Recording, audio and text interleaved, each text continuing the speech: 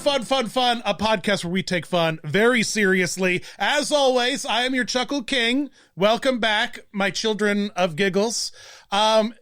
It's gonna be a wild episode today, so just buckle up. I don't know what's gonna happen. I don't know where we'll go. I don't know what things will be said. But hey, the podcast is marked explicit for a reason, so deal with it. Nathan, your intro, as always, my Chuckle Wizard is here. Nathan, my producer. Hello. Your Hello, intro Daniel. spot is empty. That's because I didn't plan anything. But you know what? I would say this is an appropriate thing for having our first ever stand-up comedian on. What's the deal with airplanes, Dan? That's what I need to know. Oh my God. Great. Thank you for bringing so much again to our witty banter at the beginning of every episode. It really lifts me up and really brings a lot to the audience. That's why you pay me so much. The audience loves it. All right. I don't know. Yeah. You hate it, which I think is why everyone loves it so much. Oh my God. Let's just get into it. Oh my goodness. All right. With us today is the host of the wildly funny Last Podcast on the Left. We should maybe call this episode The First Podcast on the Right. That's the title of the episode. No, definitely not the first podcast ever on the right. We know that for sure. No. Yeah, we don't want to go. We don't want to go there. We don't want to go there. We don't want to go there. He's a fan of theme parks, much like me. And more importantly, when you Google Florida man, there is a small chance that it might be him. It is the one and only Ed Larson. Hello, Ed. How are you, sir? What's up, Dan? What's up, Nathan? My favorite Florida man. Hell yeah, dude. I mean, I've been living that Florida life for a long time, dude. I love it. We're gonna get into it. You're a legend. I'm the biggest baby ever born in Florida. Did you know that? Have No I told way. you that? Yeah, No way. I'm it. No, what I'm do you the guy. mean? I'm the dude.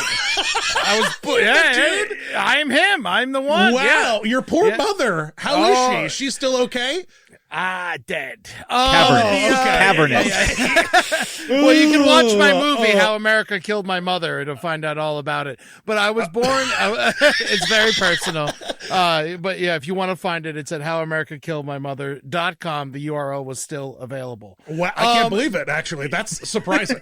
Yeah. No, I was, my mom became a diabetic after she had me. And then 35 years later, ended up passing away. But I was born in Orlando. I lived in Castleberry for the first 2 years of my life, and I was the biggest baby ever born in Florida. 14 pounds, 13 and a half ounces, almost 15 Buddy, pounds. this is the coolest thing I have ever heard. Yeah, Forget any kind of trophy. Did you get is there a certificate? There's Did you have lots a of- newspaper clipping? There's lots of newspaper clippings. I'll send them to you. Okay, amazing. Yeah, apparently, and I have two children, and during both of the pregnancies, my ex-wife became pre-diabetic, and they warn you right away. They're like, you're gonna have a big baby. Now that you've entered the diabetic pregnancy phase, that makes the babies big. How real big? How big was it? Not 14 pounds, bro. I think we were pushing like 10, 11. That's a good sized baby. That's nothing to frown about. It's not bad. It's not bad. But Yeah, wow, and congrats, now, man. I'm really proud of you. I didn't know this about you, but I am really proud. You're really holding it together still. The legacy lives on. Yeah, He got beat. He got beat though, I because think now the biggest biggest fifth. baby is Ron DeSantis. If you know what I'm saying. Just biggest baby in Florida. Just a little stand-up joke over here. A little political humor for you. Oh my this goodness! guy. Keep it together, Nathan. Jeez. We were here celebrating like Ed was some kind of You're talking about state diabetes. Fair, I had a fair help. attraction. Come see the state's largest baby. We can't grow pumpkins here, so it's the next best thing. Man, DeSantis was married at Disney? Yes, How it's great true. is that? Yeah. How great is crazy. that? What a lunatic. He got the bill and he's like, I'm taking care of these guys. I'm taking them off down. the map. I'm You burning charged this me place what? to the ground. How much for the carriage ride? What do you Ed, if you were to get married at Disney, where would your proposal be? Like, where is your optimal proposal location at a Disney park if you had It's to so do it? funny. I actually legitimately thought about proposing to my wife at Disney. Okay, was she on board with that, or was she anti Well, that? she didn't know I was going to propose. And I Right, was but like, if you floated the idea to her hypothetically, would she be like, "Oh, that's cute," or absolutely not? Like, where'd she? air. I think she'd be down just to like, just like happy that she knew I was planning on marrying her. But but I chose not to because I was like, it's a little, if I'm going to be an adult, this is a very adult decision. Maybe I should do it in a place that's a little more adultish. So we did it at a Fleetwood Mac concert. Way more adultish. Way more like geriatric at that point. Okay, so if you would have done it though, if you would have need it, where would your location have been if you were going to pull it off? Tiki room, baby. I definitely. Yeah, that's the right answer. Oh, that's yeah. I would have been like, can I wake Absolutely. up Jose? And then I would have been like, will you marry me? And then everyone would have been like, oh, my God. And then Jose would have been like, hey, it's a party now. It would have been that. Yeah.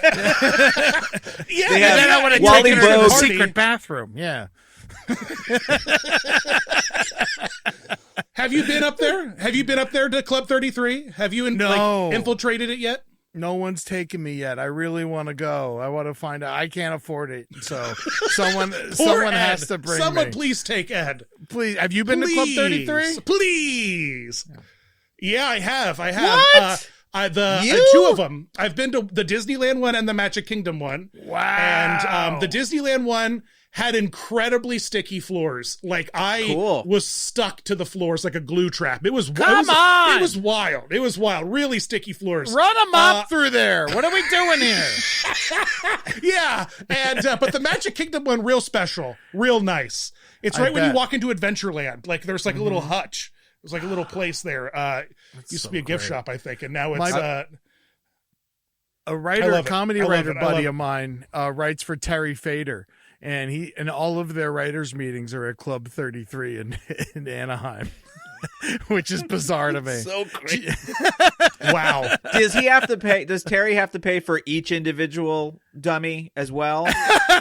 No. You get access passes when you invest in. You get access. I didn't know if they all get needed access individual passes. memberships. Yeah, but and before we get too deep in, I just want to say that you are going on a Florida Man comedy tour. Yes. Through theme park territory, through the swamps, through the retirement homes. You are stopping all through Florida. When you do this tour, will there be Disney park humor? Like, will you absolutely address the Disney adults in the room? Oh, I have to. These are my people, and I have to I feel like it's my duty because I look like a January 6ther, so I feel like it's my duty. You and me both, buddy. Yeah. Me and Dan are gonna have a laugh off this whole episode. People are gonna get so aggravated. I try to make it so it's like, okay, you're allowed to like be an adult man who curses and smokes weed and still be a Disney adult. And so I like to throw that out. Like, it's not so crazy. I like to be like the one guy who represents the normal society that's also like super into this stuff. Yeah, absolutely. And so I feel like it's very important. I'm doing some of the tour is called Invasive Species, Ed Larson Tours Florida. And I'm starting in March. I'm going to be doing North Florida. So March 20th, I'll be in Jacksonville. The 21st and 22nd, I'll be in Panama City. Dan, I'm screwed. You don't even know. I didn't even know it when I booked it. Dude, it's spring break. I'm doing a weekend in Panama City during spring break. I'm like, Have fun, buddy. They're gonna tear me to shreds. So if it'll be good. You'll be fine. Don't worry. Yeah, if you're around, just please encourage go them all to support kiss me each there. other. That's all they want to hear. You all are allowed to kiss. Just do it. And they'll be like, yes, we're kissing. So boys kiss boys, girls kiss whatever you want. Lick anything. It's great. It's Florida, baby. It's like a children's Please Touch museum, but you're all the exhibits. So just lead into that, man. That's all they want. They just want validation. We got a sea cucumber sitting in the front row. And then I'm going to do Tallahassee on March 23rd. I'm very excited for that. Tallahassee is where I started comedy. I went to Tallahassee Community College, and I buddied up with all the other guys who we formed a sketch group called Murder Fist, and we formed in Tallahassee, and we performed at the only gay club in Tallahassee, Brothers. and now I'm performing. And I'm sure the crowd showed up to see an act called Murder Fist, and they were very mistaken by what they were going to get. Oh man, the gay club. They were like, "Oh, we can leave the jelly at home. This is great. Yeah, we don't need that." Okay. The latex gloves that go up to my elbows. Okay, great. But I'm performing at that same club. It's been they remodeled it, and I'm like going back to where I first performed comedy. And I love that. It's going to be a true homecoming. I'm so excited. And I got That's Danny amazing. Bedrosian from P-Funk, Parliament Funkadelic. He's the keyboard player. We're buddies. We used to work at Hooters together in Tallahassee. And bankrupt. They're bankrupt, buddy. How do you feel about Hooters going bankrupt? Where are your hot takes? It was a matter of time. When did this happen? I didn't hear about the news. This week. Oh, really? Yeah, this week. Yeah, they're filing bankruptcy. Yeah. You know, there was a Twitter thread of a young gay man. Well, he's in his 30s now, but he's like, my grandpa took me to Hooters when I was young to scare the straight into me. And I was having none of it. And so when he went to the bathroom, the waitresses came over and they're like, honey, it's okay. You be you. You do you. And I just love, I would love like a fringe festival show that's just Hooters girls ushering young queers into their authentic selves. I mean, it's truly be beautiful. I'll tell you what, it'd be moving. Working at Hooters, like everyone who worked there, I was a cook, but but working there for so long, it was just like. But they still made you wear the shorts. Oh, you had to wear the shorts. Yeah. It doesn't matter what position you're in the rest. You still have to wear the shorts. It's just unfortunately, I'm those so grease big. spills I can were only hell. wear it as But a hat. what are you gonna do? Yeah. But half the girls there were teachers from other towns. They're all like, just actually making the money that they should be making teaching, there at Hooters. But but I met Danny there, and he's gonna play a set at the Tallahassee show. I'm so excited. And then in May, I'm gonna do the South Florida leg. I'm doing Naples, which is like some fish fry place called Off the Hook Comedy, which is gonna be a disaster, I'm sure. And then. It's a specific fish fry comedy club. Yes, it's called Off the Hook, and they notoriously boo everyone off stage. So I'm very excited to fight those people. Perfect. And then I will do Fort Lauderdale, Dania Beach with my buddy Henry Zabrowski from Last Podcast on the Left. We're doing side stories, and then we're gonna hightail it up to Orlando, and that's where all the real Disney material is gonna be. So if you're in the Orlando area and you follow Fun, please come to the Side Stories show at the Funny Bone there, and that's gonna be on May 8th, and then 9th, 10th, and 11th, I'm finishing off the tour in wonderful Key West. Which nice. That's going to be the vibe. Yeah, but Orlando, I hope to see you there, Dan. We'll have some fun. You're gonna. Well, maybe I'll Key West it, man. I want to relax, dude. I don't want to be tense. We're gonna have. I don't want to be tense in Orlando at the Dr. Phillips Center, adjacent Funny Bone. I mean, if you're going to Key West, you guys might as well. You can enter the Hemingway contest. Oh, sure. We do honestly, lookalikes. both of us could enter the Hemingway Absolutely. contest. Right. Yeah. I dig it.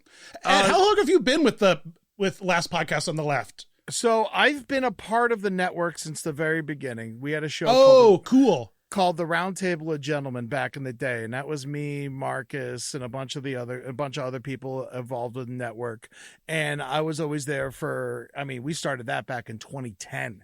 And then then Henry and Marcus and Ben started Last Podcast on the Left, and then recently after Ben's departure, they had me come in, and I've been here for probably a year and a half now, something like that. Yeah. And then I've done a couple episodes. I've hosted. Marcus is like, he's the guru. He's the guy who knows everything. But they let me take the helm a couple times, and I did a 2-parter on SeaWorld and their crimes, and which was amazing. I love when you take over. I love because you start texting me, and I love it. I was like, ooh, baby, here we go. Man, you were a big help on the one we did on Lane Graves. I did a whole episode. It's called Florida Files Eaten Alive, and then we did a spotlight on Lane Graves, and Dan helped me so much. I can't even tell you. I was like, Dan, what do you know about Lane? The kid. I didn't even know his name. I was like, what do you know about the kid who got eaten by an alligator at Disney? He's just like, article. I was like, slow down. He's like, you're waiting your whole life to tell this story. He's got a mood board for it. Weirdly. Yeah. I have a Pinterest of that tragic accident. I have Pinterests of all the tragic accidents that happened at Disney. It's interesting. interesting because it's a topic that I never would touch on my YouTube channel because it's just not what the family friendly. It's like I'm like Bill Nye the Science Guy. It's like I'm a personality, but like it's so cool to like see and have like people who want to hear the stories, because it's not like you were disrespectful to the kid or the family or anything like that. You just told the story. You just tell, and your audience, that's what they want. And that's what's so great about your show, is that they just want to hear interesting tales. They just want to hear interesting stories. That's all they want. You never put down the victims, obviously. It's all about, you guys do a great job of not punching down, honestly. I've started digging into it once you joined last podcast, and I love it. It's so much fun. It's so much fun. Thank you, buddy. Thank you. And I really, honestly, I wouldn't, that episode wouldn't have been half of what it was without you. So I really appreciate you helping. Finger guns. Yeah, man. Yeah. I got you. Also, I have to say, I love Hoop to Goo Goo as like this dystopian game show that you do. Thank you for having me on as Santa. I look forward to returning as some other strange character that you... I'll get the costume. You just tell me, baby. I love it. You got all the costumes. What an amazing show. Honestly, I do have that's a really lot of costumes. Yeah. We should definitely have you on. You got to give me a list of your costumes, and I'll text you. I'll just send you a photo of my wardrobe. I love that you like had me on there, and I like when we interact on social media, because like I get messages from people being like, "Oh my god, like my two fandoms collide," and it is kind of fun how like there is that conspiracy true crime, like, the truth is out there sort of like energy, and how well it merges with Disney fandom, like Walt's frozen head. It's the same thing. It's the same thing. You know what I mean? That kind of stuff, so I love it. I love the crossover, and shout out to all the fans out there who are watching this right now or listening. We love your weirdness, Ed and I. Love your weirdness, man. Fun. Are you ready for this? It's the only podcast I listen to. I don't listen to any other podcast. It's the only way. I'm a music guy. I'm more than a podcast guy. And so you guys are the only podcast I actually enjoy. The Dallin one was great. The Foolish Mortals you had on recently. And then I love and the Muppet Lost Items. I mean, we need this. This is the information the world needs. I was just like, where is it? I want to know. Where are they? Yeah, it's so wild. Since I posted that Muppet Lost Media, I've already found people have already sent me a big chunk of the cruise ship show. Like I have clips of it now, more pictures of it. But separate from that, the Muppets ARG that happened at Disneyland, like the interactive, like escape room where you would like the Muppets were trapped in time. Someone from the college whose college interns did a research paper and like built the program for Disney. They sent me the research paper that like has like the entire Muppet ARG completely broken down, and like a bunch of it's already starting to pour in. So we have to do the hard work to find this crazy media, Well, I can't wait for the next one. It's going to be great. It's coming. Dude, you ever see the one where it's like the Muppets are like breaking into MGM Studios and Charles Grodin's like the security guard? It's hilarious. It's like legitimately hilarious. It's a great special. Yeah, here come the Muppets, because they had a live show in the park. Did you see it? You were there. Like, it's like, it's I was like 10, so it was like, it's a little fuzzy, but sure. I was there like I think like a month after MGM opened, I was there.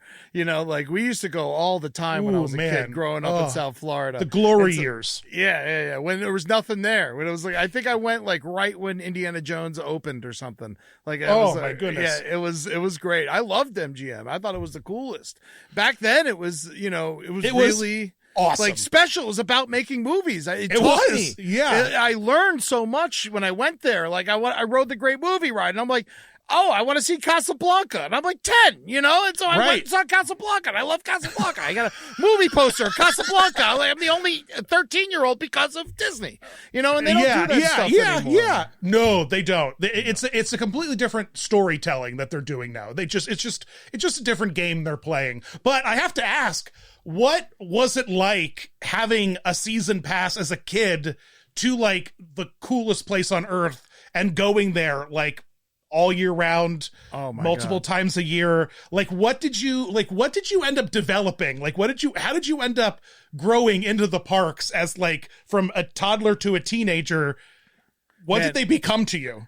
I found a picture not too long ago. I was trying to find it to send you. Whenever I do find it, you'll get bombarded by it. But the I was there like on the 10th, and I was born in 1981. There's a picture of me as a baby with like a 10th anniversary flower bed behind me. Like, so I'd been going, like I've been there. Yeah, you've been going forever. Yeah, you've been going. When we had season passes, that was the gift my dad used to get us every year, and I think it was actually less than $100 back then, and for a whole season pass.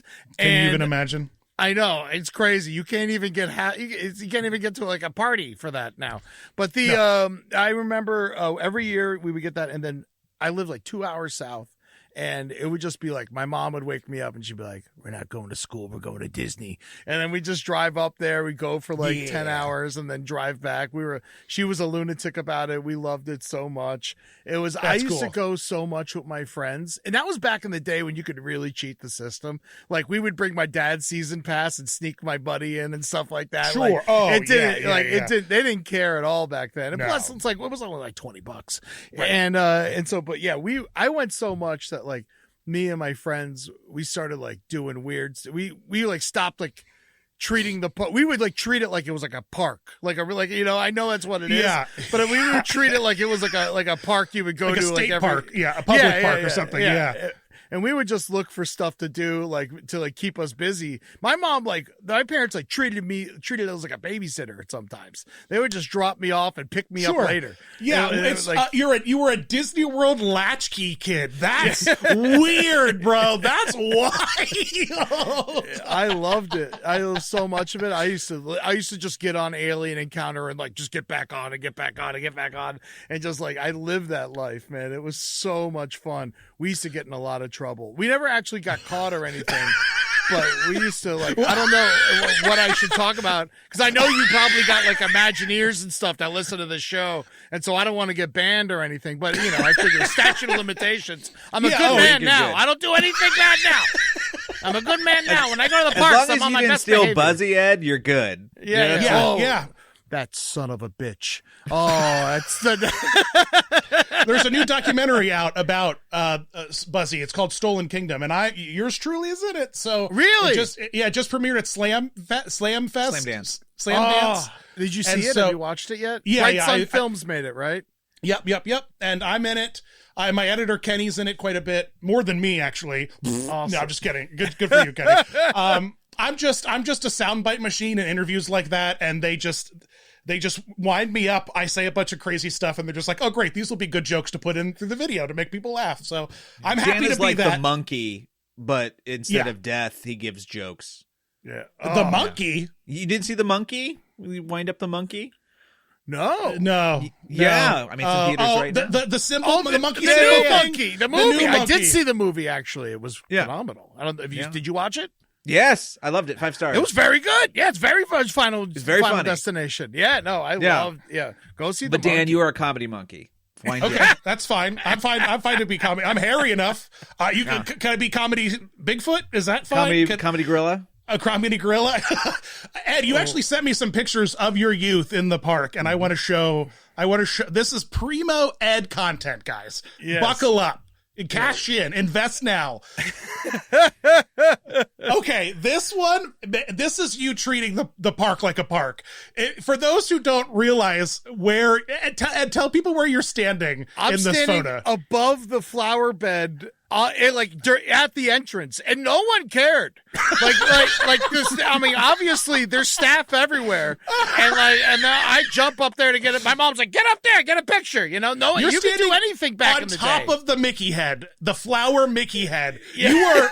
You are like 7.5 inches away from the train tracks. That's how high up you are in this bed. You lunatic. Now this actually makes me laugh because I was at the parks around the same age.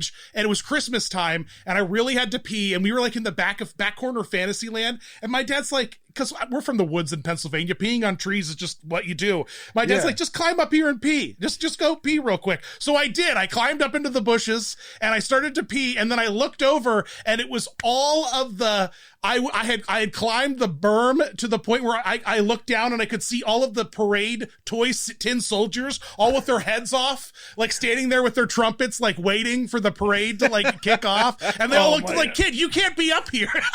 They're like, I'm pissing. Yeah, get lost. I'm training the snake. Yeah, you might not want to be down there. You might want to get up here.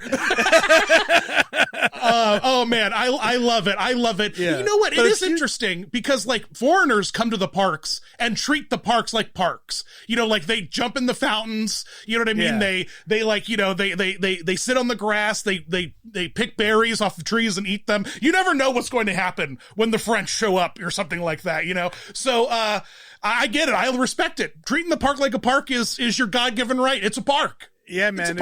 If you try to jump up on the flower bed now, you would just get kicked to death by the Disney police. No way. Absolutely not. Yeah. You would be swept away to the utilidors instantly. Oh my gosh. In your time, had you ever been arrested by Disney police? Have you been to the Disney jail? No, I should have been. I definitely was like...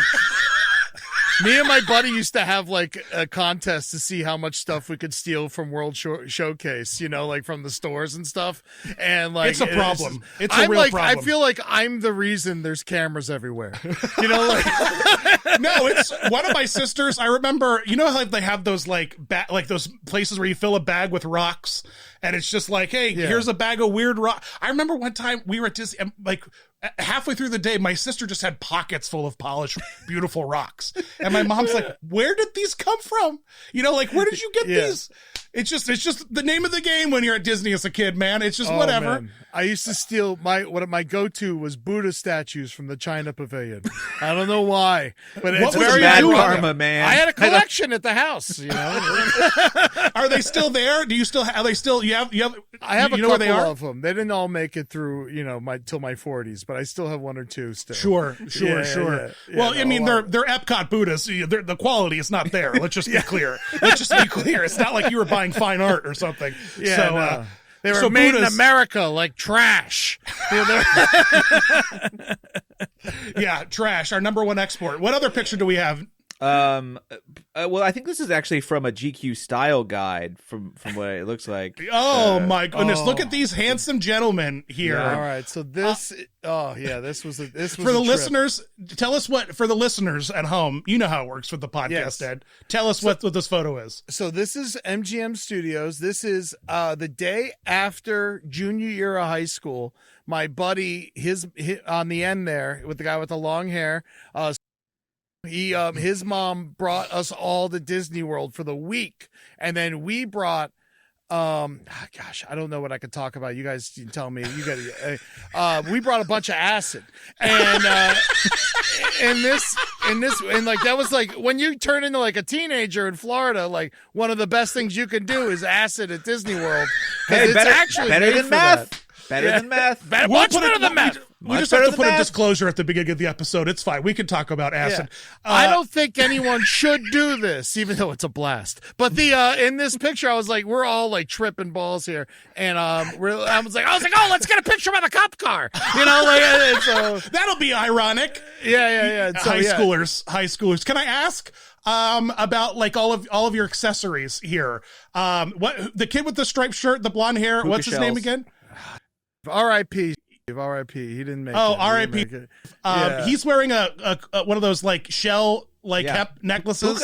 Puka. A puka shell. The sunglasses on the next guy in, iconic. Look at those sunglasses. Oh yeah. Real, man. Yeah, he was real. Yeah, he was real. But, it's like the way you're like, I'm concerned all of a sudden. We went from R.I.P. and then the next one you were like, he was real too. None of these guys made Everyone else is still alive. The next guy, and he's a preacher now. So everyone, we ran the gamut there. And then, of course, you really did. Although preaching and stand-up comedy are the same thing, if you ask me. Like it's literally exactly the same thing. I love lying to people.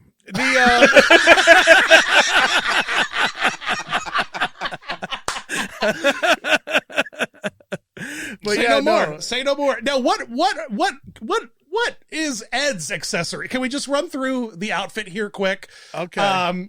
What is handy, may I ask? That is my father's work. He sold store fixtures all across America, and I like amazing. Wearing his shirts for some reason. Represent. And then this was my phase when I would wear sleeves as hats. And because you can see, I take the sleeves off of most of my shirts, and then I actually would make the sleeves into hats because I don't want to waste anything. The Hooter shorts joke makes more sense now as you wearing that as a hat. Any kind of tubular piece of fabric, you can figure it out. Yeah, man. This trip also, I broke my toe on the way to Disney, and do you mean this trip, or do you mean the trip in the trip? Yes, the trip and the trip. I broke my toe on the way to Disney, so I just hobbled around the parks for the whole week. But yeah, no, we had way too much fun. I'm sure the acid helped with that. It really did, and I'll tell you, we tried to rent it was right when Animal Kingdom had just opened. Like Animal Kingdom opened in April, I believe, and this is June, and so it's like right after. And then we got a wheelchair for me, and we just kept hitting people's ankles. We're like, we got to stop this. This is a mess. They're gonna catch us. So we abandoned ship, and I just hobbled for a week, and it was fine. I was 17 and tough, but also this is like real. We did a bunch of. Obviously, we were all on acid the entire time, and Typhoon Lagoon was a hell of a time. The wave pool was every man for themselves, and yeah, because you're melting into the wave pool as each wave comes by. Oh yeah. I remember I was telling them a story, and a bird hit me in the head while I was telling the story, and I didn't acknowledge it, and I kept telling the story, and they're all like, "Ed, your bird just hit you." I'm like, "I know, but I'm in the middle of something."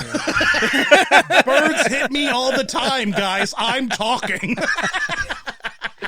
I must know though, Ed, about your cargo shorts here. What is our premier cargo short like? What would we put in these big pockets? What was the essentials? Yeah, were you beyond using acid? the pockets? Yes, we had because this is back when you could smoke like cigarettes and stuff in the park, and I wasn't a cigarette smoker, but I loved. We our hack was. We would empty out. God, I'm going to sound like such an asshole, but we used to empty out Black and Milds and fill them with weed, and then we would smoke those in the park because they would just smell like Black and Milds. And so, I mean, that's how like the '90s were when people were always like, "What would if you time traveled? Where would you go?" And I was like, "I would go back to the Disney in the '90s because you could just do anything you wanted there." It was the Wild West. It was the Wild Wild West, man. It was a free for all. You could just do whatever you want. And what's wild is that's still going on today. I mean, it does not take much for you to catch 15 dads vaping out of the corner of your eye every time you turn around at the parks. It is like, and I by and large don't care. I really don't care. It's the people who like vape like at Monsters Inc. laugh floor that I'm like, guys, what are you doing? Can we just take a break for 15 minutes? Tiny amount of respect. Like just it's a just a little bit, Just a smidge. Just a smidge. If I saw anyone doing what I did back then, right now, I'd totally rat them out. That's also what is happened is like. Oh, you've totally become an old man. Yeah, I'm just saying.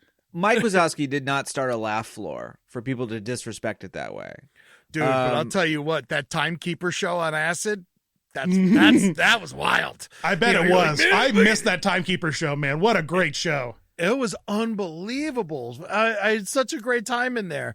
And does the laugh floor I haven't been in that because I haven't been back to Disney World proper. I mean, I went to Epcot twice and Animal Kingdom on my honeymoon, but I haven't spent real time in there since I was 18.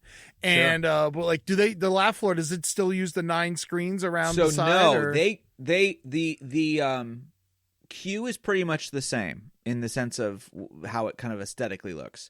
And then they basically gutted it in half. And so you can actually sort of still see in the ceiling, you can kind of see the curvature, but it's its own thing. See, Ed, I am sad that you're doing this Orlando tour and you're not headlining the laugh floor in Tomorrowland. That seems like a missed opportunity. Oh man, it really is. I look like a monster. Ironically, they wouldn't even question it. Yeah. Ironically, the first comedy show I ever saw was at Pleasure Island Comedy Club. So it was like the Yeah, first time let's- I ever saw comedy. I was like, oh, this is interesting. I never thought about this as like a thing I could do. Were you, It's 18 at the time? You had to have been, right? Was it like No, they to let get in? kids in there. No, as Oh, long did as you're they? with long as you're with your parents, they would let you in. Oh, cool. Yeah, no, I was super young. My parents Was it would take blue? me- Like, was the comedy blue? Like, what was the like? I went how- to the Late Show, so it was a little Cool. it was a little bluer. I mean, there were no curse words or anything, but it was Right. a little more risque. But it was an improv show. I remember it was an improv show. Oh, interesting. Yeah, and but it was an improv show, but it was all like, thinking back, it was all written and rehearsed sketches. Right. you know, Yeah. like, It's all the stuff we practiced, guys. That All right, Adventurers just like Club we was did awesome, yesterday. Yeah. Yes, it was. It really was. And you have to get on the new boat, the new Disney Treasure, because that boat, by and large, feels like the Adventurers Club. Like the whole vibe of that. There's lots of improv, like interactive audience shows. There's an Indiana Jones Choose Your Own Adventure. Like audience interaction show where the audience picks what Indy does. It's so great. It's very Adventurers Club, very loungy. Man, the Adventurers Club, R.I.P. Adventurers Club. It was so cool. Joe Rohde made that, right? I believe he did anyway. He was a part of. I think he was a part of it in the sense of creating Pleasure Island. So did you bring your kids on Disney Treasure when you went? No. How we was had that? fun. Because I don't have kids. Yeah, so I was just like, I don't.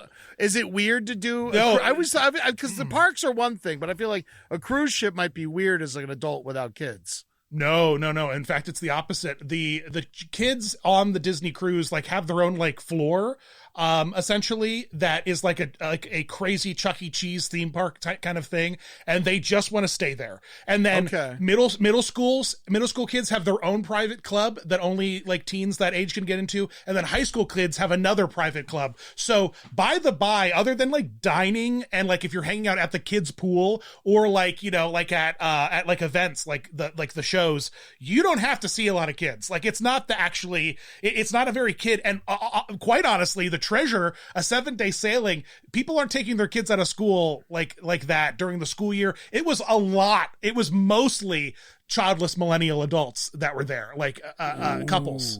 It was primarily like couples. fun. And like the Indiana Jones show that I just mentioned was an 18+ show. There was all kinds of like very risque jokes. They have a magician that does an 18+ show. They have a ventriloquist that does an 18+, or they have like 2 novelty acts that they rotate that have adult versions of the show. So there is a lot of like adult. It is very adult centric, actually. It's very adult forward. That's so inspiring. I would love to do a late night. Dude, set let's on do a Disney cruise. Let's go do a cruise, man. You and me. I would love to be there. Side Stories is going to do a cruise in November. True crime Florida. cruise, right? True crime. Yeah, Crime Wave. Yeah, I'm very excited. I can't wait. Oh, man. I told them I'm hosting. What? Have you done a lot of cruise comedy? Have you done that before? No, when I was a kid, I used to do cruises all the time, and it kind of like burnt it out of my system, And because I grew up in South Florida, and they always had like special packages for Florida residents and stuff. Absolutely. And but yeah, no, I haven't gone since I was a kid. So I told them my one demand was I need to host the belly flop contest, and I don't know if they do a belly flop contest on the Disney boats. Well, no, I'm Royal Caribbean. They do, so at least they will when I'm there. Oh, I see. Yeah, for your cruise. Yeah. My father used to win every year. It was. Will you participate? Was my next question. Will you show them like the standard of the? I think I would go first and then not again. Right. Yeah, you go first just to get the nerves off, so no one has to go first. You go first. You know what I mean? Like, exactly. But you set the bar though. It hurts. And I trust you. I trust you to set the bar. Oh yeah, no, I'm coming out bloody nose and all, dude. I want to like make sure people know, like, you look bad, but it feels good. There's another picture or two, Nathan? We got 2 more. Yeah. So next to each other, side by side here. Okay, here we go. You got to meet the OG Dreamfinder and Figment, man. Yeah, dude. Yeah, that's me. That's wild. Down there, I was like, he stole my hat. It was great.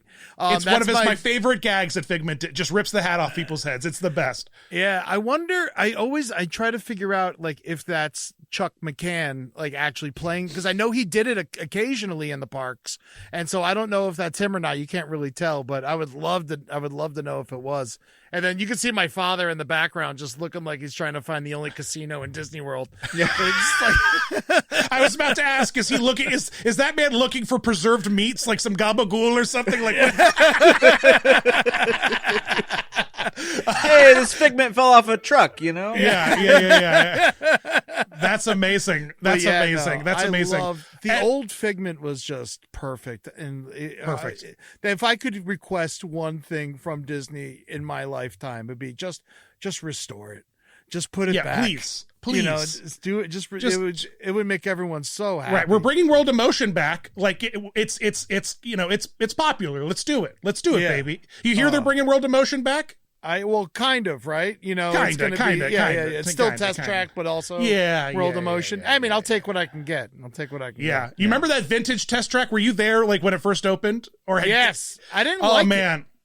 No, I like the cold room and the hot room and the acid room, like this. Yeah, that's where you guys, when you say the acid room. For clarification for anyone at home listening, that's what Ed means, is that him and his friends would go to Epcot and go through the acid spraying room, and then they would leave feeling relieved and joyful and jubilant. You know, so,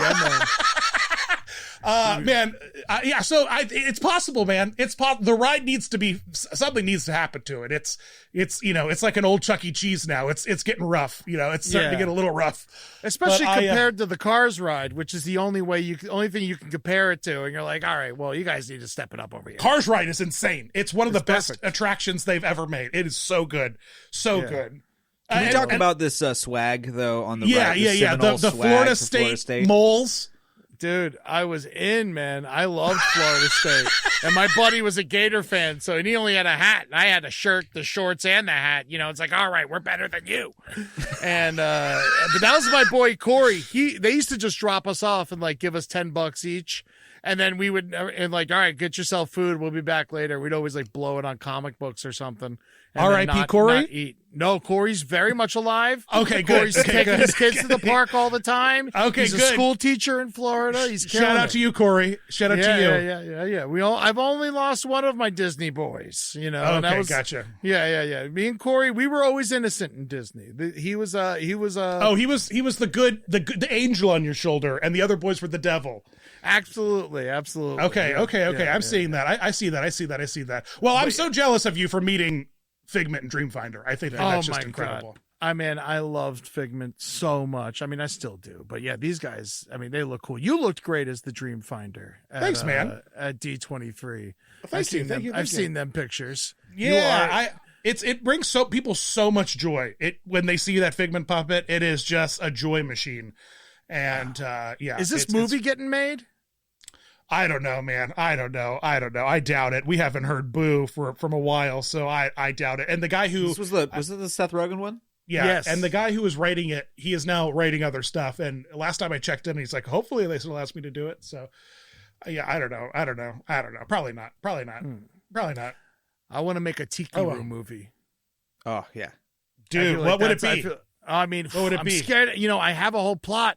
But I don't know. I'm scared to I feel like I just have to have this in conversation. I don't want people stealing my idea. It's too right. good. You can't divulge too much. Too much. I want a Tiki Bird movie would be good. I'm right there I'm right there with you. I love a Tiki Bird idea.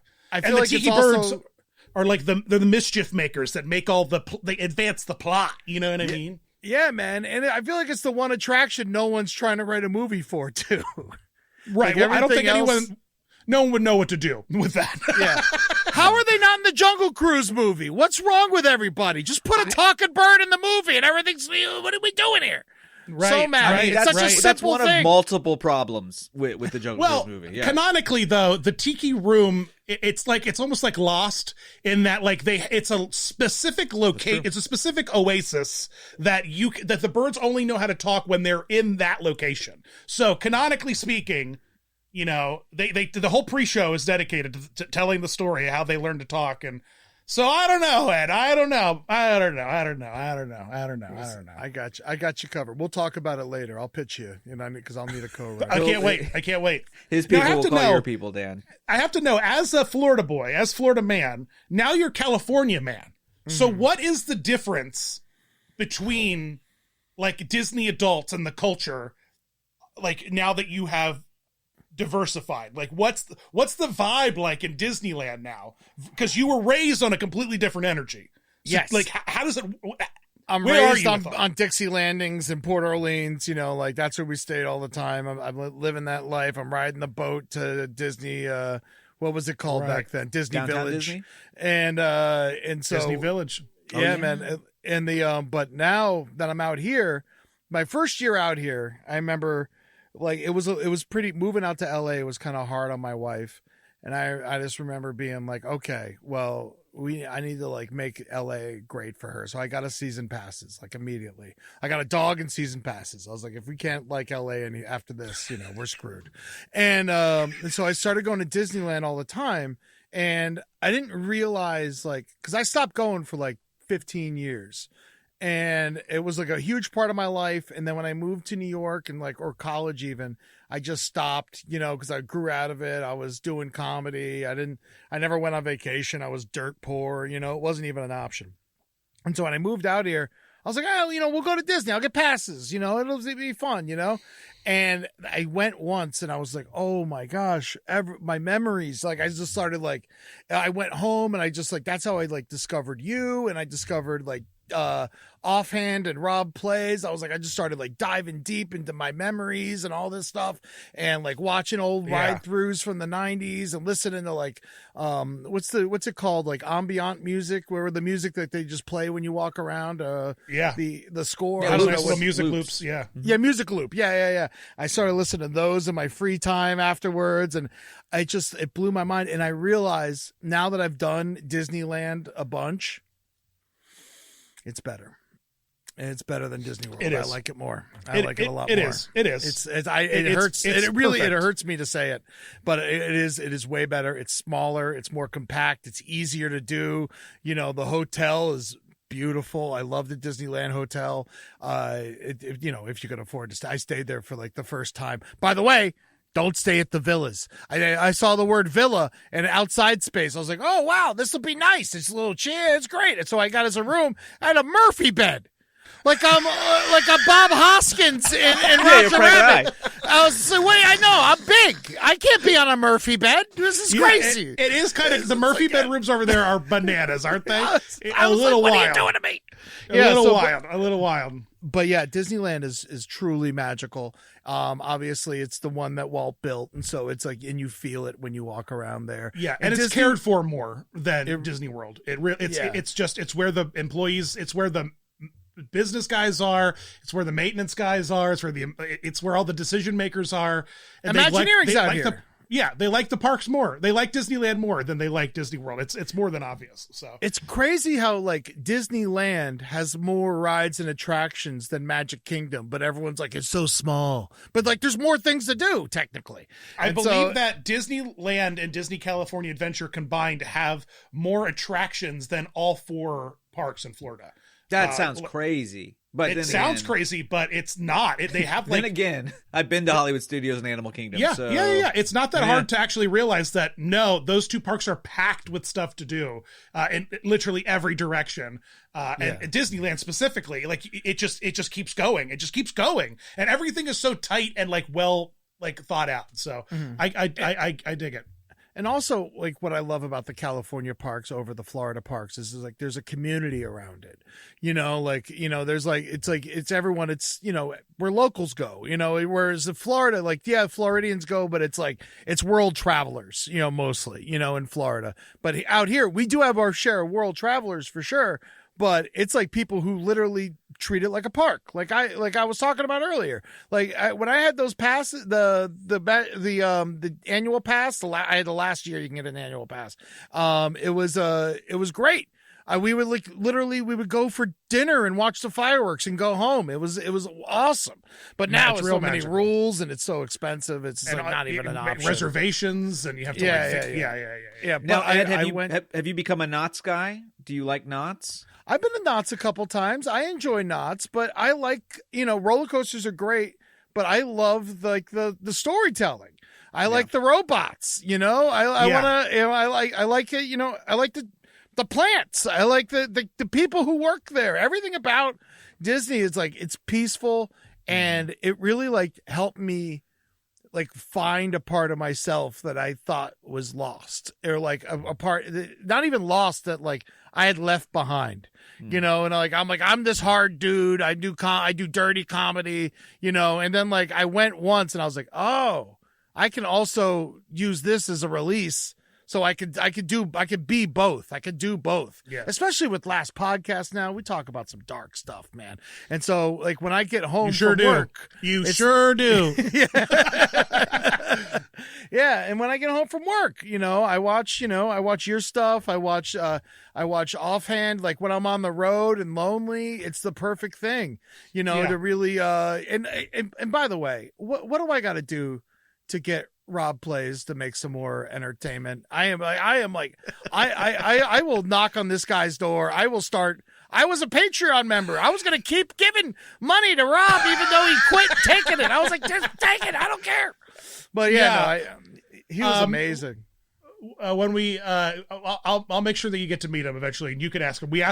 Everyone asks him every time we see him. We're just trying to get him to do like one video a year now, at least. Anything. Like get one thing out. So yeah, hashtag RIP Rob. He's one of our he's my theme park friend that I lost, you know. So yeah, but he still goes and everything, right? He's still a fan, or is he out completely? No. He still enjoys it all. He still has a good time. He's just out there living the real world like a real person, and not like whatever we do. Dude, so many people have quit comedy that I started with. I understand completely. Yeah, and, I get it. It's not like I don't get it. I get it. It's not a bad. And anyone out there that's thinking about becoming a Disney YouTuber or a comedian, it is in your best interest not to. Not to do that. Don't do that. It is like it is. Yeah, you just so watch funny. it. Yeah. My 8-year-old is like, Dad, they're doing career day, and like parents would come in and talk about what they do, and I was like, okay, I'll come in, but I'm going to very much discourage these children from being YouTubers. It's like get in computer science, nursing, do something. Dan, you are my nightmare as a professor, by the way. I get plenty of kids that come in as freshmen and they're like, oh, I'm going to be a YouTuber, and I'm like, nah, no. It's like, why are you even here? Then leave college. Like, what are you? Yeah, like, what are you doing? Yeah. You That's what my buddy says. You don't too. need a 4K camera and lenses to do YouTube. Now, Ed, have you taken the plunge? Have you been the big man in Japan? Have you went to Tokyo Disney yet? I have not. Oh. I'm like, it's one of those things where it's like, I know that Disney Tokyo Sea is the greatest theme park in the world. I know that, like, without even have been there. But it's just like one of those things where it's like, if I go all the way to Japan, am I really going to go to Disney? Like, yes. Do it. Yeah. You think you love Disneyland? No, I'm planning the trip right now. You think you love Disneyland? Everything that you love about that storytelling, man, you're not even ready. You're not even ready. Yeah. You think that they take care of Disneyland? You think that Imagineering cares about Disneyland? Not like the Oriental Land Company cares about Tokyo Disneyland, man. No. It's a 1-to-1 in a lot of ways of the Magic Kingdom. Like it's just the Magic Kingdom rebuilt, which is kind of wild. Like Haunted Mansion, Castle, all that kind of stuff. But yeah, dude, I can't wait to get out there. It's a game changer. It's just the theming and the care and the love and respect for it is just. It's unparalleled. You know, plus we went when I went with my wife, we were there for like 2 weeks, and it's not like its own thing. Like, it's very much a part of Tokyo proper, even though it's on the shore and sort of at the end. You can take the metro there. So you can stay in Tokyo proper and chill and hang out, and then take a 20-minute metro to Disney. Like, it's not something that feels separate from a bigger experience, and if you really want to take in. It's very Epcot, if you will. Okay. Yeah, you can hang out and then take a people mover to the park. You know. Yeah. That's awesome. Now everything's in Japanese, though, right? No, it is, but they're very fluent in English by and large. Like you can communicate more or less. It's really easy, especially with Google Translate if you really have an issue. But all the signage is in both, so you know where you're going. Yeah. You know the app. But is I'm talking in about the rides. Rides are in. It's a mix. It's a mix. Yeah, it sort of is. Well, I would say the theater shows are a mix. For example, I'm totally blanking. Big Band Beat was entirely in English because it was American jazz music. But like if you go and ride, say, 20,000 Leagues Under the Sea, it's all in Japanese. Did that affect my experience? No, because they're so good at visually explaining the story that it didn't. I later went and read the script in English, and I was like, oh, okay. But it wasn't something that at any way affected. I went on it like 4 times because it was just so interesting and fun and well done. So there was nothing about the trip that I thought, oh, I'm losing out because I don't fully understand. The only one I can say that is interesting is you can go, when you go to Tiki Room there, which has Stitch, you can ask for a caption machine, and you can read along as it's going. So I know that was words. The only. Oh yeah. Man, I don't need this technology. I think now that you talk about it like that, it's not like Japanese people don't come to Disney World and and just sit there and go through all the rides and stuff. And it's like, you're right. I'll do it one day. It's definitely high on my list. What I really want to do is whenever they open that Lion King log flume in Paris. That looks like it's going to be amazing. I really want to do that. Yeah, man. Yeah. I cannot wait for that. I really can't. I have a couple of, I have a new segment that we're introducing. Okay. I haven't thought of a name of yet, but we're just going to call it, I guess, Talk, Talk, Talk. I have a TikTok crocodile costume. We'll worry about it later, but we're going to call it Talk, Talk, Talk. I gathered that sounds like TALK though. Talk, talk. That sounds like talk, talk, talk, not talk, talk, talk. Talk, be very careful because of my Pennsylvania accent. You mean? I guess. Yeah. Just be careful. All you talk. So I've brought to you. I have 4 clips I'd like to show you and get your reaction to. Some of my favorite theme park talks, if you will. Let's rock, baby. I'd like to start with perhaps my favorite. What is the restaurant called? Bell's. Be Our Guest. Be Our Guest. Be Our Guest restaurant in the Magic Kingdom. You go. It's a great time. The Beast Ballroom. The Beast and Belle hang out with you in the ballroom. It's amazing. Yeah, and I will of course be. This one doesn't have any audio, so I will let the audio listeners know what's going on here. But we have the Beast and he's hanging out and being cool, and then we have a stretcher. Oh my gosh! Just a stretcher going through. Whoa! How would you? One more play of that. What? Yeah, Just Lumiere. Beast, and then here comes a stretcher that looks like it has a corpse. Yeah, there is a body in there, and you do not see their face. There is a body bag. Yeah, and what's strange to me is canonically that stretcher should have its own personality and should be rolling itself out. So it's so crazy. Oh my gosh! Excuse me, madame and monsieur, I have a body on me. Yeah, be our corpse, be our corpse. I would love it if like the. I would love it if the Clocksworth was the one pushing the stretcher. Two little costume characters pushing it around. It's wild. I have yet to experience a medical emergency like that in the parks like that would break the immersion. That would break the immersion of a stretcher being pushed through the Beasts and Belle's romantic ballroom. But what that a sight! looked like a dead person. Yeah. Well, doesn't that not happen? Isn't that against the rules? Like, don't they not let people die there? And that looked like a sealed bag. It looks like what you do when you have a burnt corpse. I'm concerned Lumiere did something. Yeah. Well, I don't know. I don't necessarily trust him 1,000%. Lumiere seems like he gets a little grabby with the feather dusters. Oh yeah, Lumiere would get canceled. I think that's for consensual. Sure. That's consensual. All right. Well, with the feather duster it is, but with everyone else, I don't know about that, man. I don't know. I don't know. Would be like the most. What's the term I'm looking for? Lando is this as well. Sex. So I'm trying to think of the term. Not Pepe Le asexual. Pew. What's the sex fest? Not a sex fest. Yeah. No, he's just like demisexual. He's like he's for everybody. He's that. Yeah. Well, he's French, so that definitely plays for sure. I always I didn't like that they canceled Pepe Le Pew. I mean, he's a skunk that wants to have sex with a cat. That's progressive, if you ask me. Sure. That's interspecies. That's called evolution. We're working. Now I know you're an Epcot fan, Ed. Are you aware of the guest who went swimming at Epcot. Have you seen this? No. This is probably one of my favorite clips that came out of theme parks of late. A guy, he's wearing one of those headbands from the Japan Pavilion. Okay. Says a lot already. And this is recent? Oh, very recent. About a year, within the past year. Wow, and is this the middle lake he's about to jump into? Yeah, this is it. He's at the Italy Pavilion. He's jumping off the bridge. Wow. There you go. I mean, that's one way to...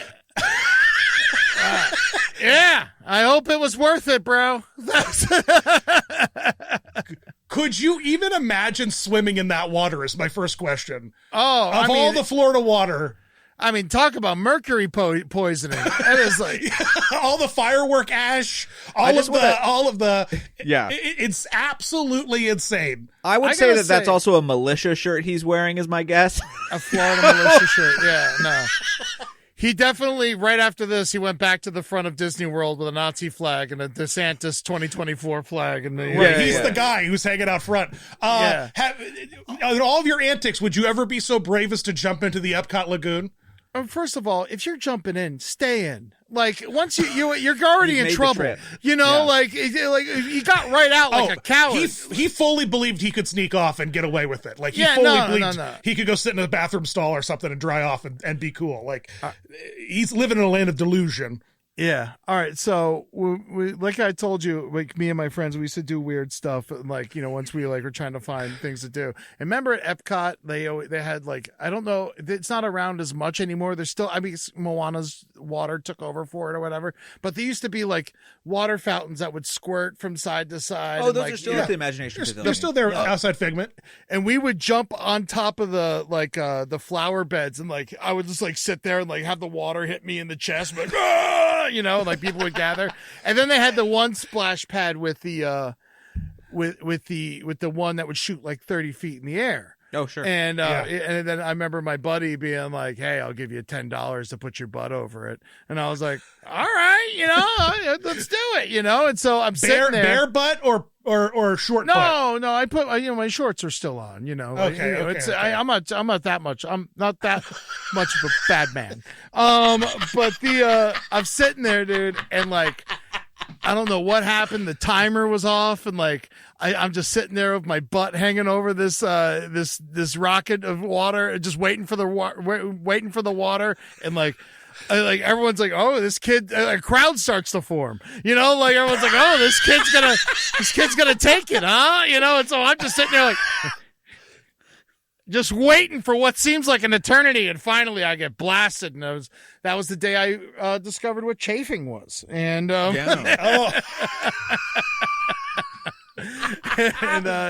bet that left a mark for sure. Yeah, but there's nothing like an enema, like Epcot water enema. I tell you that. Oh yeah, no, well, I smelled like the Pirates of the Caribbean for 2 years of my life. Every time I farted, I smelled a little bromine.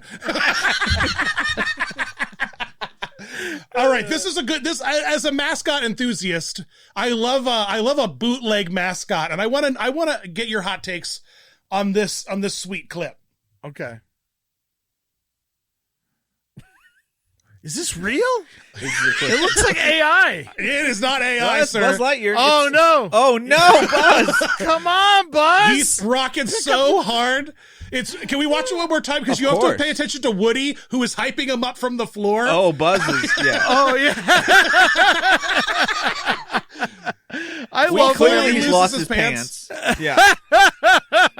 This is, of course, I want to be very clear. I'm going to pause it so we can really take a look here. For those who can't or are only listening, this is, of course, a really shoddy-looking Buzz Lightyear who is really, like, legitimately dancing, and it seems to be an elementary school Christmas party. Yeah, what it is, or daycare Christmas party. Even it's like there's play mats and stuff.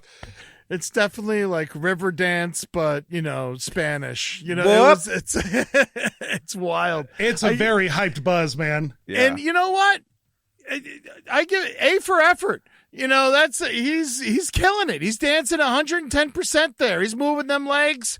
You know, I wish the guys at the park would be able to do that. They can't. Right. Hire this man. Get him some clothes that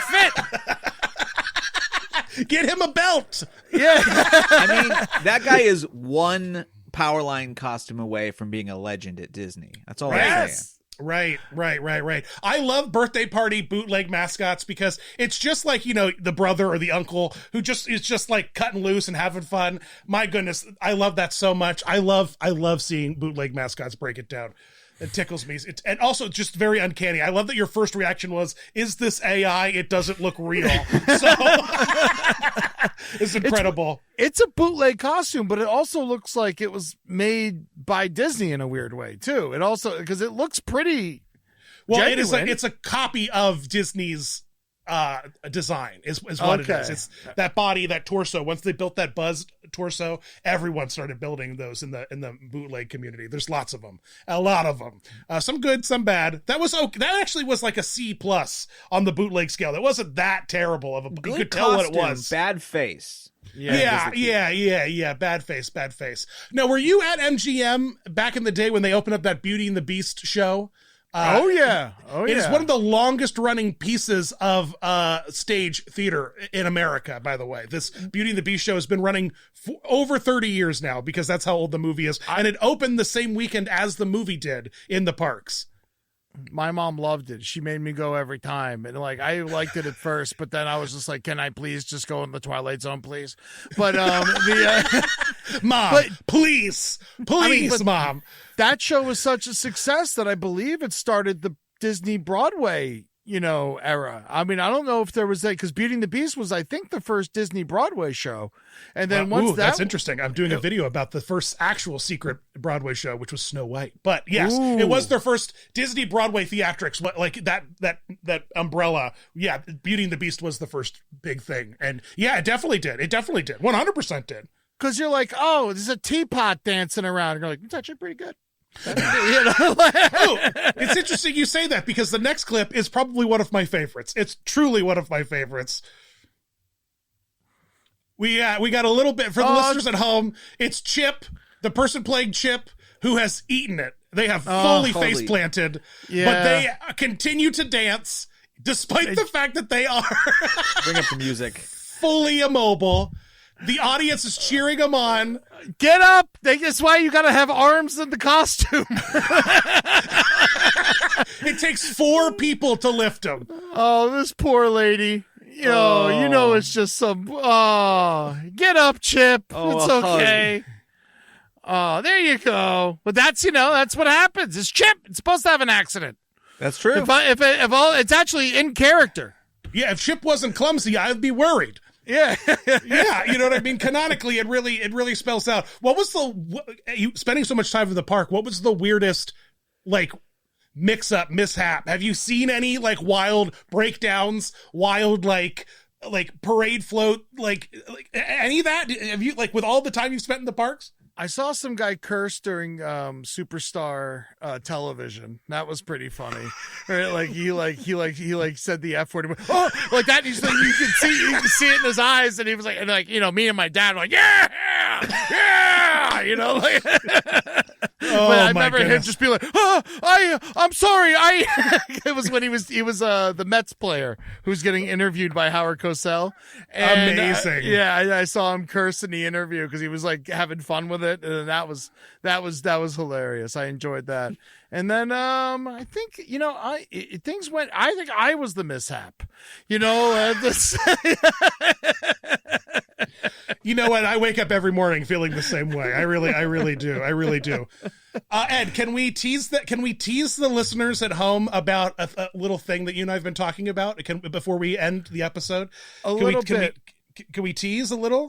We could tease a little bit. It's very much in development, as in we've only talked about it once. But right. But yeah, we're trying to do a live dark Disney show, almost like a. You're the man, you understand this stuff. I'm the man. You're the man. Well, I'm the idiot. You're the man. I'm the idiot. I don't think you get this. I'm the idiot. You're the man. Well, then we're screwed.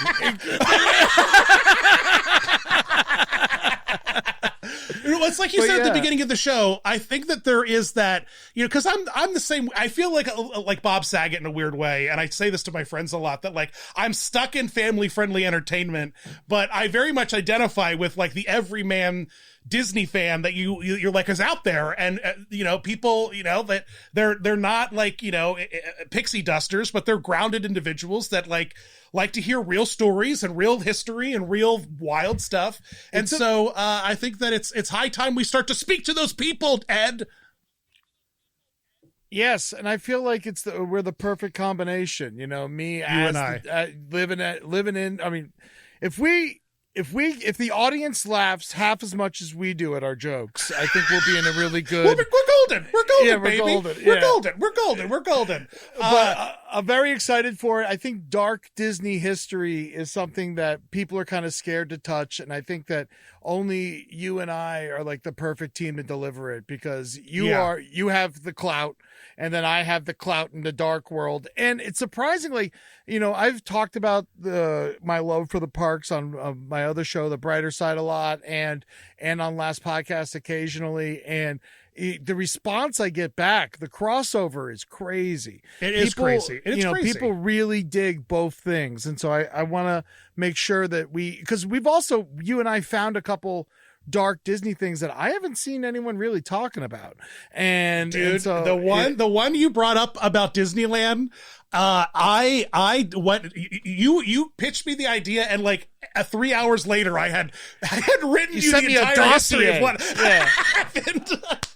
Yeah, I did. I did. I sent you this a is sealed worse than I thought. Yeah. Yeah, it was. It was way worse than you described it to me. It was wild. It's wild. So some really, really fun stuff. So I really hope that pans out, because anything super dark that you know about in Disney, this is a shout out to your listeners. DM me, DM Dan, let us know. Hopefully it'll make the show, but we're going to try dark and mysterious. Yeah, we're going to try to do a live show out in LA in August. I'm still working on the details on where and when. We're working hard. But yeah, and if it works, then we'll do it other places. But yeah, so hopefully we got some stuff brewing. Yeah, and I think it'll be good we're going to try to line it up so it's if you come out to Oogie Boogie Bash and enjoy Halloween party at Disneyland, then the next night you can come see our dark Halloween show in early August. That's kind of the plan right now. And I'll wear a costume. I don't know if maybe I can get Ed to wear a costume too. I'll definitely wear a costume. You kidding me? I have this feeling, Dan, your costumes will fit.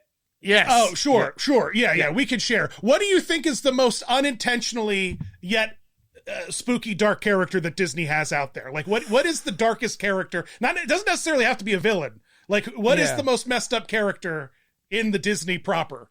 I mean, there's straight up demons in Hercules.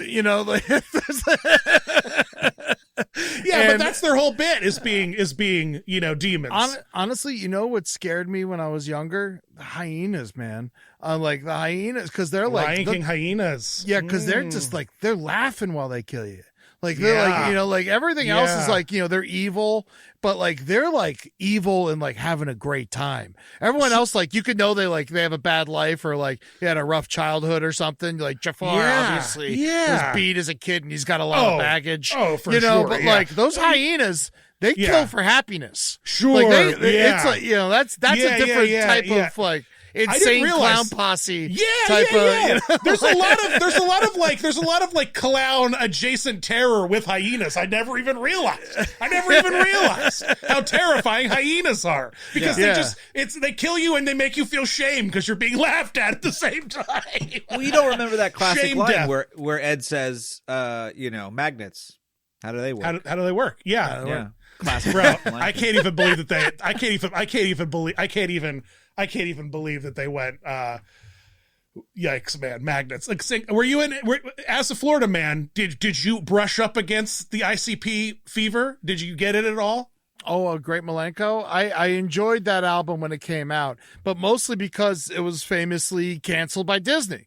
Because Disney produced the album. I don't think people talk about this enough. Disney produced the Great Milenko album, and then when Insane Clown Posse handed it in, they're like, What is this? What did you give us? And then And so they canceled the whole thing, and they had to like fight for the rights for their album back, and eventually they did. And which I had different no rock and roller idea. coaster. I had no idea. Roller coaster. No, yeah. Disney like helped launch Insane Clown Posse, and then That's a thing for the live show. That's another. Here we go for the second live show. We're going to talk about the ICP and Disney. Yeah, man. Bring the Fago. I'm very excited for this. I think that there's so much that happened at Disney that's swept under the rug. There's obviously, like some of the more popular stories that we won't touch, like that poor girl who died at America Sings. That to me is like the biggest horror show that could have ever existed. Just like while they're singing like Grand Old Flag. Oh my gosh, that was like the worst. That is truly terrifying to me. It's like a Black Mirror episode, quite honestly. Like it's like one of those like truly deeply unsettling things to like picture. Like a lot of the other tragedies, you're like, yeah, I get it, I understand. You fell off a boat, you got run over, this or that. But like, that's rough, man. And then they reskin them and put them in Splash Mountain. It's like these robots have seen death. What are we doing? It's just like, what do you mean I'm supposed to sing Zippity Doodah? You moved the animatronics, but you didn't move the bodies? Oh my gosh. Hey, man. Before we end, I just wanted to talk about like there's I've like three things I just want to put out into the world. And I know that if I do You're that manifesting? here, I'm manifesting armchair Imagineering, if it's okay. Okay, yeah. Oh my gosh, this is great. This might be a segment we add. This is perfect. Guest armchair Imagineering. What do you want to fix? Let me get Yellow Shoes on the phone real quick. Hold on. All right, Ed, they're here. They're listening. All right, I want a Joe Soul Jazz Club. Just put just get a full jazz club that we can go to. You can run it all day. You're already hiring all these great musicians. Let's have a real jazz club with Joe Gardiner's Jazz Club and just run it all day and have a great time. And it doesn't even have to be on property. It could or like in a park. We got Jelly Rolls opening up at Boardwalk at Disney World. There's a whole spot now that you could put that jazz club in. That would be perfect. At a hotel would be perfect. I got to tell you. Well, Disneyland Hotel has Joe playing in the lobby now. Have you seen that? I've heard of it. I haven't seen it. The Pixar has Joe. It's great. He's got the little Metro card, his little gum or lollipop or whatever.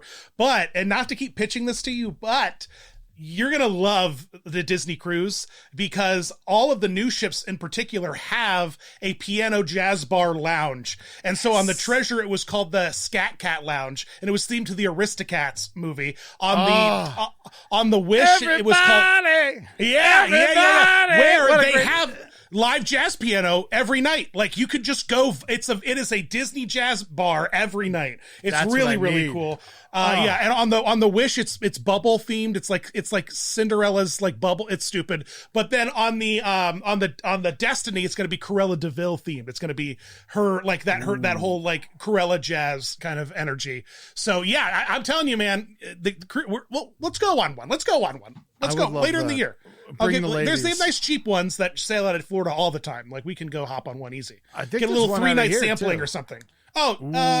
Sometimes there are. Sometimes there are there. Yeah. All right. And then here's the other one. I don't know. Why. I've never heard anyone talk about this. It just seems like a no-brainer to me. There's like you go to Disney World, people go for like 10 days sometimes. And you get sick of going to the parks. You can only go to Blizzard Beach so many times. A museum. A Disney museum. Why is there no like a big museum, like 5 floors? Just you have all the stuff. There's the archives. Just move the archives and get paid for the archives. It's so easy. To me, it's a no-brainer. It would take 5 hours. People you could charge $50 for it. It would kill. And then just play movies there and have a movie theater and then play the movies all day. It seems so easy to me. And I don't know why it's not crossed anyone's mind. It's Ed, I love you, buddy. That is what the Disney cruises have 2 movie theaters that just play Disney movies all day long. You just anytime you want to bounce in, you just pop in and see a Disney movie play, brand new ones that are still in the theater. I agree. Every resort should have a theater. Like a little, like they have an arcade, give a little theater, a little 150, 200. Like, that's never not useful at like at a hot Disney vacation to have like a my cool gosh. vibey theater. And then also a museum just to see the stuff that they are sitting on, just parade floats, just like the backlot tour. Yeah. The backlot tour was so dope. The backlot tour was amazing. I remember when Universal Studios had like that little like plaza out front at like the New York area where like the Shark sat, Ecto 1 sat, like That all was we awesome. want to see is cool stuff that you used to like use. Like it's all we want. Just show it to us, please. Just let us see it. A museum, You have man. it. What do you do? You have Make it all. money on it. It's just sitting there, like, labeled. There's people who, that's their entire job is to, like, open a drawer and look at it and then close the drawer. It's like, what are we doing? Take Walt's office, recreate it, put it here. We'll all get pictures, spend a boatload of money. It's crazy to me. Yeah, and as much as I regularly shit on D23 and the expo and like how expensive it is and how much they've ruined it, the one thing that I do have to tip my hat to is that D23 Archives or Walt Disney Archives does a museum exhibition every D23 expo. And so like the last one that I like, they had a Pirates one where they had animatronics, they had the models from the movies, they had all the costumes. Like it was amazing. They did one about like the parks, and they had like the Murphy dragon head that you could like walk up to and like touch and like it's just like it's I'm right there with you. A museum. My thing is Cirque would need to go away.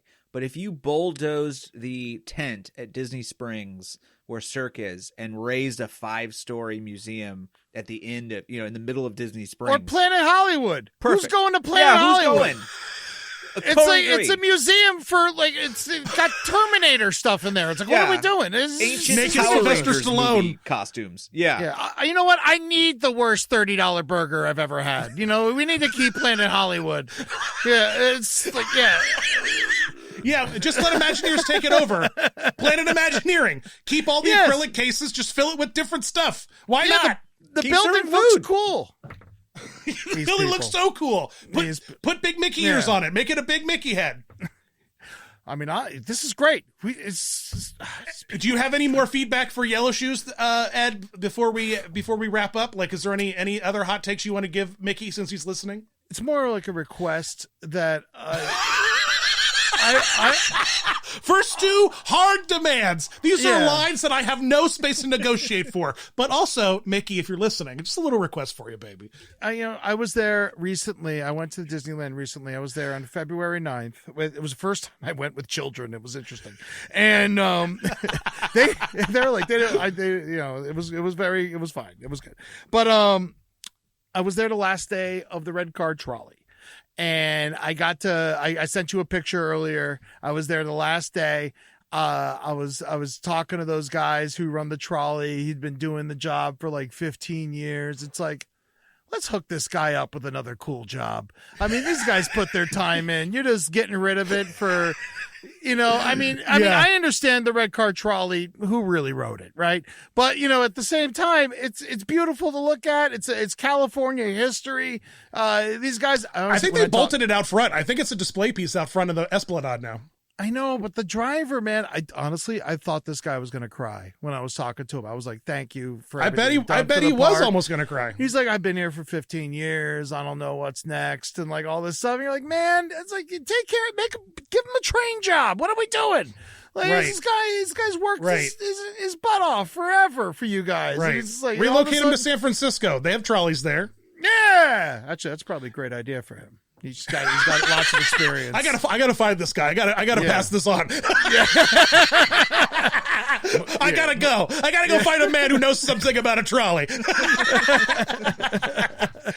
At the end of every episode, Ed, we like to wrap up by doing a little thing we call Fun and Tell, to talk about something fun you're doing with your free time. That's not adjacent to anything. It doesn't have to be adjacent to anything we were talking about. Okay. So a little bit of a Fun and Tell. Nathan, you have. What's your Fun and Tell? Give us a good example. I am reading currently for the very first time Stephen King's Carrie, and it's very good. And if people have not read Carrie, it's very worth it. It's like, it's not like I've read back in the day in high school. I think I read Green Mile and I think one or two other ones, and I've read his newer last Hard Case Crime ones. But I never was really a Stephen King guy. I liked the movies or whatever, but I hadn't read Stephen King. And I finally said, like, okay, let's just go back. Let's do some of these OG 70s Stephen King, just straight, like, just just coked up like novels, and was Stephen King coked out? Was he? He was majorly coked out by like The Stand. Yeah. Really? Do yourself a favor. Never read Carrie it. is. Yeah, it's very long. It's not just long. They all pass. like there's a They scene also in all it. do it. It's really weird. Yes, there's a Yeah, it's a little too creative. There are things that did not end up in the movie. But Carrie's great. Carrie's really Carrie's fun. good. Yeah, good. It's a good book. That's good. I recently was in New York City. I saw you, Dan, when I was there, and I went to go see Emilia Perez, the new Oscar-nominated film, at the movies. And how was that? It was the first movie I've walked out of in a long time. It was really I couldn't stand it, and then I walked, and then I went outside. I was like, listen, I don't know what to tell you guys. This movie's really bad. Can I please? I was like, and they were showing Carrie, and I was like, can I please go see Carrie? Will you just let me go see? I know I like Carrie. Just let me go see Carrie, and it was great. I loved it. It was wonderful. It was good? Yeah, I had it was a great good. time. That's good. The OG, the De Palma one. Oh yeah, no, I don't mess with the nice. new stuff. Yeah. It's like watching the new Nightmare on Elm Street. Like, what are we really? Who's that for? That's not for anybody. As the people who are in it's for the investors of the company. That's who it's for. To show that we're still making things. I promise. Yeah, we need to keep this IP. So here we go. Yeah, here we go. All right, here's what I'm into. You right now. I recently binged. I don't like TV shows that much. I'm not a TV guy, but I binged The Pit recently, the new hospital drama on Max. It's great. Noah Weil. It's great. I was never an ER guy, Chicago Hope. I don't care about any of that stuff. I've been watching The Pit. I've cried like 3 times. Like, it is it is so good. It's so emotional. It is not for the faint of heart. I definitely was watching it, and there were like 2 separate times where I'll like, whoa, that's like happened to someone I know personally, exactly like that. And now I know what it was like for them when they went behind the doors. And it's very emotional. It's very matter of fact. And if you got the stomach for it, you watch The Pit. That show is like blowing my mind. It is blowing. Yeah, you were texting me about it last night. I thought you were talking about I thought you were just watching Brad Pitt films. Just The Pit. Yeah. I gotta get home so I can catch a little bit of The Pit. Yeah. I gotta see The Pit, man. He's coming over. We're barbecuing. Yeah. I get it, man. Like, sometimes I go through Whoopi Goldberg phases. I just gotta watch them all. Both Sister Act, Ghost, that T-Rex one she did, this awful Tammy. No, not Tammy and the T-Rex. Not Tammy and the T-Rex. Theodore Rex or something like Theodore that. Rex. Yeah. Very good pull. Yeah, she was in a movie called Eddie. Yes, was she? Yeah. I got a T-shirt from it. It was great. I wore it for a full year, and they spelled it correctly with the IE, and I really appreciated that. Oh, nice. If it was EDDY, no way I'm going. No way I'm going. No. Not a fan of that cartoon Ed, Ed, and Eddie. Oh, I like that one. Yeah, they didn't spell Eddie right though in it. They spelled it with a Y. But there's one Ed spelled correctly. Okay, I relate to him. To him. Okay. Yeah, I didn't realize Ed, Ed, and Eddie is definitely a Florida man show. Now that I think about it, it's definitely 3 Florida Chaos kids. reigns, bro. Yeah. That's incredible. I'm busy. I gotta go throw rocks from 2 to 8, and that's the Florida. I gotta carry around my wooden plank that I take everywhere with a face on it. Yeah, man. Yeah. Well, my daughter has her first musical, and so I am about to enter into volunteer dad mode. And so I'm pretty hyped. Amazing. I'm hyped for it. I get to sell concessions. I'm not allowed to. She's drawn a hard line where I'm not allowed to wear silly costumes or be silly. I just have to be a dad. I just have to show up and I like this. Just be dad. I like these boundaries. I like these good. It's great. It's good. Boundaries. It's great that she's learning boundaries. Yeah. What about the hat? I'm grateful for it. Is the hat allowed? The hats are allowed. I even asked I could do a novelty hat, like an Olaf hat, and I got permission. So I think I might push the boundaries a little. What's that? Yeah, Frozen. Yep, Frozen. Oh. Yep, Frozen. So you get hyped. Yeah, I'm about to spend a whole week deep in the frozen lands of volunteering. I had to roast Richard Weitz one time. He's one of the heads of WME, and he's this really weird guy. He's filthy rich. He runs this company, and he's Josh Gad's agent, and he goes to Disneyland all the time by himself, and this is one of the highest powered people in Hollywood, and he goes all the time. And I had to roast him. And he's telling me these stories about going to Disney all the time. I'm like, that's great. I love Disney. It's amazing. And then his wife told me a story about how he went to Disney one time, and he was taking a meeting with Josh Gad over FaceTime, and then he saw Olaf the character walking around, and he cut the whole line, and he's like, oh no, I'm on the phone with Gad. I'm on the phone with Josh here. And he's like, Josh, it's Olaf. Look at it's you. It's Olaf. Hey, yes, I work with him. He's yelling at people in the line. It's he's quite the character. Yeah, it's quite. Oh my goodness. It's bro, you don't need a name drop in a costume character meet and greet line. The last that poor place teen that girl was like, what? What's going on? And Josh Gad's just probably mortified, that it's his face. This kid can't see Olaf because of him. Oh, amazing. I love it. Yeah. I love how weird we all become when we're in theme parks. We all make decisions in theme parks that we don't make outside the doors of theme parks. It changes us. It puts us in a different mental place. That's for sure. Chaos reigns, my man. Chaos reigns. It does. Well, Ed, people are going to be able to see you all through the month of March and May. I'm going to be doing 2 runs. March in North Florida, May in South Florida and Orlando. So make sure you catch me then. The Orlando show is going to be crazy. I'm doing a set, and then afterwards I'm going to come and do another full set with Henry Zabrowski and the Proper Side Stories. So that's going to be one of the special shows on the tour. You're not going to want to miss that if you're in the Orlando area. It's already almost sold out, actually. So if we sell it out, we'll do a second show that night. So get there and buy tickets so I can book another one. And then I imagine the late show will be a little different than the early show. And so come and enjoy that. I'm very excited. Invasive species. Is that you? Man. Is it you? Are you the invasive species? I am the original invasive species, It was going to be called Florida Man, but then that TV show came out, and I was like, I can't, they own it now. And anyway, this is better. Right? Because I think the main purpose of the tour is that I feel like Florida itself right now is in trouble. Florida, it's in dire straits. It's more divided than ever. Everyone hates each other down there. It's so sad. And it's where I grew up. I love Florida. I love the people there. As someone who's a hardcore liberal, this isn't going to be a anti-DeSantis fest. There's going to be, little dabbles, but it's going to be, it's about all of us. We're gonna have a schmecken, if you will. It's gonna be a little flavor, a La Croix, if you will, of flavor. Exactly, man. Because I feel like we used to all whether no matter how we felt about the world, we all used to hang out together and talk to each other and enjoy each other's company, and that is gone. And I miss that, and I think Florida, more than anywhere in the country, is so divided right now, and I really want to bring everyone together to have a good time, enjoy just some nice dirty comedy, and just remember how much we just want to have fun. And because Florida's a beautiful place, and it doesn't get the rap it deserves. Of course people are crazy in Florida. It's August for 11 months out of the year. It's hot, man.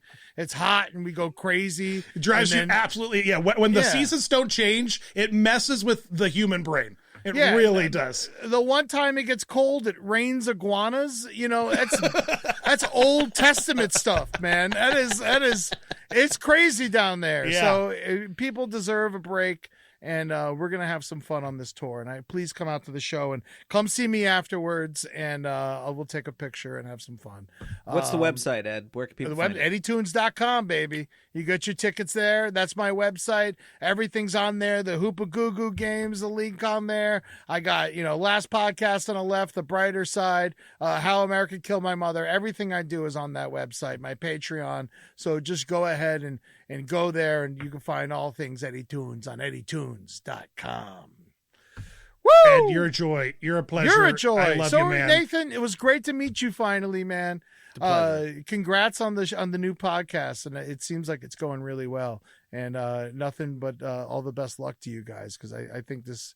Thanks, like man. I said, it's the only show I listen to. So you got. I'm going to put that on the tagline of the show. The official podcast of the official listening podcast of Ed Larson. So, all right, guys. well, thanks, man. Thanks for hanging out. Thanks for listening at home. The podcast is over now. Please go home. Exit your vehicles. Please. Oh wait, there's something kids. else I got to. No, I'm just kidding. Get out of here.